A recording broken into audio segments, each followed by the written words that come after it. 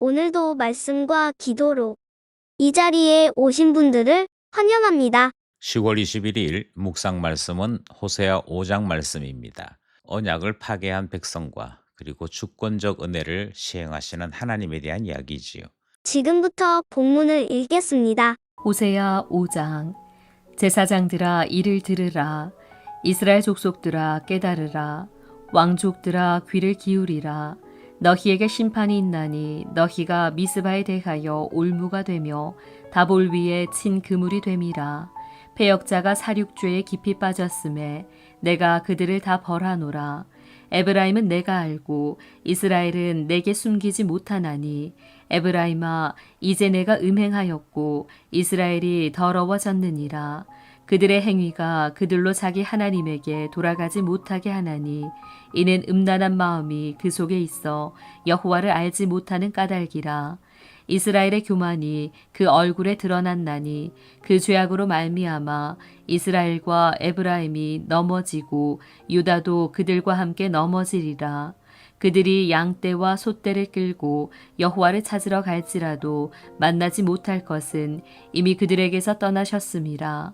그들이 여호와께 정조를 지키지 아니하고 사생아를 낳았으니 그러므로 세 달이 그들과 그 기업을 함께 삼키리로다. 너희가 기브아에서 뿔 나팔을 불며 라마에서 나팔을 불며 베다웬에서 외치기를 베냐민아 내 뒤를 쫓는다 할지어다. 벌하는 날에 에브라임이 황폐할 것이라. 내가 이스라엘 지파 중에서 반드시 있을 일을 보였노라. 유다 지도자들은 경계표를 옮기는 자 같으니 내가 나의 진노를 그들에게 물같이 부으리라. 에브라임은 사람의 명령 뒤따르기를 좋아하므로 학대를 받고 재판의 압제를 받는도다. 그러므로 내가 에브라임에게는 좀 같으며 유다 족속에게는 썩이는 것 같도다. 에브라임이 자기의 병을 깨달으며 유다가 자기의 상처를 깨달았고 에브라임은 아수르로 가서 야렙 왕에게 사람을 보내었으나 그가 능히 너희를 고치지 못하겠고 너희 상처를 낫게 하지 못하리라. 내가 에브라임에게는 사자 같고 유다 족속에게는 젊은 사자 같으니 바로 내가 움켜갈지라. 내가 탈취하여 갈지라도 건져낼 자가 없으리라. 그들이 그 죄를 뉘우치고 내 얼굴을 구하기까지 내가 내 곳으로 돌아가리라. 그들이 고난받을 때에 나를 간절히 구하리라. 본문 해석입니다. 먼저 우리가 기억해야 할 것은 언약 백성이 배교했을 때 하나님은 심판하신다 하는 내용을 확인할 수 있습니다. 단지 다른 것은 이 심판 목적이 회복을 위한 은혜의 초청이더라 하는 것이 다른 것이지요. 따라서 오늘 본문은 언약 신학이 무엇인지 그리고 그 속에서 하나님은 어떻게 은혜로 우리를 다시 부르시는지를 살펴볼 수 있습니다. 하나님께서는 언약에 충실하셨습니다. 그런데 인간은 언약에 충실하지 못해서 전적 부패한 속내를 그대로 드러내고 말았던 것이지요. 그리고 스스로 하나님께 돌아올 수 없는 인간들을 보고 하나님께서 하나님의 주권적 은혜를 베푸심으로 이스라엘 백성들을 부르신다 하는 내용까지 본문이 담고 있습니다. 본문을 두 개로 나누어 살펴보려고 합니다. 1절로부터 7절에서 우리는 언약 백성의 배교를 살펴보려고 하고요. 8절로부터 15절에서 하나님의 심판과 은혜의 목적을 살펴보려고 하는 것입니다. 본문을 살펴보겠습니다. 첫 번째 문단은 1절로부터 7절입니다. 언약 백성의 배교와 전적 부패.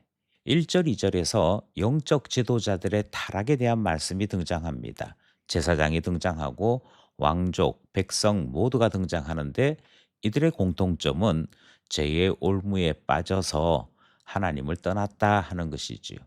이것은 하나님의 언약을 부숴버린 것이고 영적 지도자들이 백성을 바르게 인도하지 못했다 하는 모습을 드러내는 말씀입니다. 3절, 4절 말씀해 보니까 하나님께로 돌아갈 능력을 상실한, 그러니까 전적으로 타락한 이스라엘 백성의 모습이 소개됩니다. 4절에 그들의 행위가 그들로 자기 하나님께 돌아가지 못하게 하나니라고 말씀하지요. 5절, 6절에서는 형식적 예배가 무가치하다 하는 사실을 가르치고 있습니다. 백성들이 제사를 드립니다. 하나님을 찾기는 찾는 것이지요. 그런데 그 누구도 하나님을 만나지는 못합니다. 이것은 외형적으로는 제사를 드렸다. 다르게 얘기하면 종교적 행위는 있었다 하는 것입니다. 그럼에도 하나님과의 관계는 단절된 상태였기에 하나님을 만나는 그 어떤 은혜도 누릴 수 없음을 보여주는 말씀입니다. 칼뱅의 말을 따르자면 믿음 없는 제사는 하나님을 기만하는 외식적 행위에 불과하다 하는 말씀이 있습니다. 지금 이스라엘 백성이 회개하지 아니하면서 예배에 참여함, 제사를 드림으로 자신들의 더러운 속내를 고치지 아니하려고 하는 것은 하나님께 더 진노받는 일이 되는 것이지요. 그래서 첫 번째 문단의 결론에 해당되는 7절은 이렇게 선언합니다. 그 백성들이 다른 신들을 낳은 자식들 같다. 다르게 말씀드리면 우상 숭배로 언약을 파기하고 있더라 하는 말씀으로 끝이 나고 있고, 하나님께서는 새 달이 그들을 삼키리라 말씀하심으로 심판 예고를 말씀하십니다. 우리는 첫 번째 문단을 통해서 먼저 제사장과 왕족들, 그러니까 언약 백성으로서 대표자들이 책망을 받고 있는 거 보게 됩니다. 그들은 율법을 가르치기도 해야 했고 하나님의 말씀을 따라 백성들을 이끌어야 할 지도자들이었습니다. 그런데 지도자들이 부패했습니다. 그러자 언약 공동체 전체가 부패하는 것을 성경 말씀이 보여주고 있지 않습니까? 4절 말씀대로 그들의 행위가 자기 하나님께로 돌아가지 못하게 만드는 그 일이 지도자들에게서부터 백성들까지 다 일어나게 된 것이지요. 그리고 또 하나, 백성이 제사를 드리지만 하나님은 그 제사를 받지 않으시더라. 6절 말씀 그리고 7절 말씀에서 새 달이 그들을 삼키리라 하시는 심판 예고 말씀까지 살펴볼 수 있었습니다. 여기까지 첫 번째 문단 말씀입니다. 둘째 문단은 8절로부터 15절입니다. 하나님의 주권 심판과 은혜의 목적. 8절 9절을 보시면 하나님께서 전쟁 경고를 하십니다. 나팔 소리와 함께 전쟁의 재앙이 시작된다 하는 선포 말씀이 주어집니다. 에브라임, 그러니까 북왕국 이스라엘이 황무지가 될 것이라 하시는 예언 말씀이 주어집니다. 이것은 전쟁에 대한 미리 알림이 아니라 언약에서 떠난 하나님의 백성들이 반드시 그 대가를 치르게 될 것을 경고하시는 말씀입니다. 10절에서 유다의 죄와 교만에 대해서 말씀합니다. 그러니까 8절 9절이 북왕국 이스라엘의 이야기인데 10절은 남쪽 유다의 이야기지요. 이들의 잘못은 지게표를 옮김으로 하나님이 정해놓으신 경계를 넘어서려고 하는 욕심, 그것에 대해 지적하고 있는 것입니다. 얼마만큼 유다가 하나님을 두려워하지 않았는지를 보여주는 것, 경고하시는 말씀이 10절이지요. 11절에서부터 13절은 자기를 의지하는 것과 세속적 의존이 얼마만큼 영적인 질병인지를 말씀합니다. 에브라임은 자기 병을 깨닫고도 아수르 왕에게 도움을 구합니다. 그만하고 하나님께 항복할 만한데 이제는 다른 사람들 끌어들이는 것 하지요. 그것이 에브라임이 행한 행동이었습니다. 14절에서는 사자 같은 하나님의 심판이 다시금 나타납니다. 에브라임에게는 사자 같고 유다에게는 젊은 사자 같으사, 그리고 찢으신다, 이렇게 말씀하시지요. 징계하시고 파괴하십니다. 여기서 하나 중요한 것은 징계는 파괴가 아니라 하나님의 언약적 사랑이다 하는 사실을 기억해야 합니다. 우린 그것을 15절에서 확인할 수 있지요. 그들이 그 죄를 뉘우치고 내 얼굴을 구하기까지 내가 내 곳으로 돌아가리라.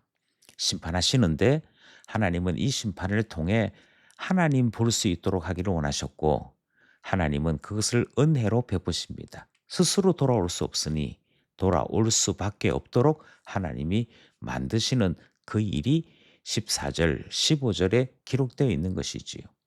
회개는 인간의 결단 같지만 사실은 은혜의 결단입니다. 하나님이 은혜 주시기에 그 은혜에 감동하여 항복합니다. 그게 회개 아니겠습니까? 그렇다고 한다면 이스라엘이 항복할 수 있도록 지금 일하고 계시는 것이지요. 둘째 문단을 통해서 우리는 이스라엘을 심판하시는 하나님을 만납니다. 유다를 심판하시는 하나님을 만나지요. 그래서 자기를 의지하거나 아수르를 의지하려고 하는 것이 얼마만큼 어리석은 일인지를 계속 가르쳐 주십니다. 이것이 호세아 5장 오늘 본문이 우리에게 전하여 주는 교훈입니다. 갈병은 이런 말을 했지요. 하나님께서 우리를 부수심은 우리를 새롭게 세우기 위함이다. 이 교훈이 있는 오늘 본문 말씀 살펴보았습니다. 우리는 오늘 본문 말씀을 통해 세 가지 사실을 기억하고자 합니다. 첫 번째로 신앙은 형식적 신앙이어서는 안 됩니다. 하나님 앞에 언약적 신앙으로 회복해야 할 것을 배웠습니다. 예배드린다고 그리고 헌금을 한다고 하나님의 마음을 바꾸게 할 수는 없습니다. 하나님 앞에 말씀을 지키는 언약적 신앙이 제대로 되어 있을 때 하나님은 우리를 향해 긍휼을 베푸시지요. 두 번째로 자기를 의지하는 것이나 인간적인 동맹하는 것, 그것은 신앙이 아니다 하는 사실을 배웁니다. 참 신앙은 하나님만 의지하는 것이지요. 마지막 세 번째로 하나님은 징계하실 때 그 목적이 우리를 돌이키게 하는 거고 회복하는 것이다 하는 사실을 배웁니다. 우리를 꺾으시되 도리어 세우신다. 이 사실을 본문을 통해 배우게 된 것이지요. 늘 말씀 묵상을 통해 우리 자신을 볼 수 있기를 원합니다. 혹시라도 언약에서 벗어난 그래서 형식적이고 딱딱하고 재미없는 신앙생활을 하고 있다면 우리부터 호세아 5장 말씀을 통해 하나님께로 돌아가야 하고 참 신앙으로 세워져야 할 것입니다. 이 은혜가 기쁜 가족들 모두에게 있기를 간절히 소원합니다.